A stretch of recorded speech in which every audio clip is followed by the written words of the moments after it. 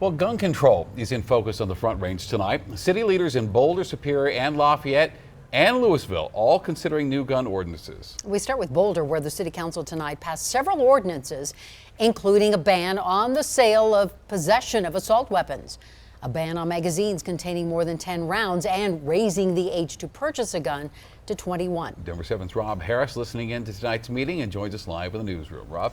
Yeah, so every single Boulder City Council member voted tonight to adopt these new gun control measures. We are some of the key things that were adopted: a ban on both the sale and possession of assault weapons, a limit on magazines of 10 rounds or fewer, a minimum age of 21 years or older to possess firearms. We mentioned those, but there are more. A ban on carrying a gun at demonstrations and polling locations or any business with a liquor license. A ban on ghost guns, which are assembled from kits or 3D printers and don't have serial numbers.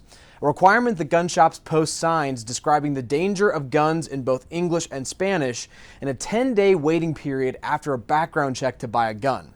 The public comment and testimony lasted for almost 2 hours at the meeting. The vast majority of comments were in support of these gun control measures. Most of the people who have spoken in favor talked about the impact that last year's mass shooting at the Table Mesa King Soopers in Boulder had on them personally. Before the King Soopers shooting, I did not realize just how devastating gun violence would be for a community as a whole. As an educator and parent, I want to ensure that we are doing all we can to prevent all gun violence. Prohibiting firearms in sensitive places fosters safer spaces and also recognizes the continued trauma that survivors of gun violence deal with when repeatedly exposed to the open carry of firearms. Our federal government may be immobilized, but you, our local officials, have the authority to take meaningful action. Now, while by far most of the public comments tonight were in support of these proposals, we did hear from opposition. Ahead of the meeting, the Colorado Shooting Association said the city is mounting a full-scale assault against the Second Amendment, and they encouraged people to sign up to speak at the meeting against these measures. 2 men at the meeting spoke out in opposition, saying the proposals are divisive and arguing that they'll make Boulder less safe. It will be a big mistake to start restricting legal citizens' rights to defend themselves.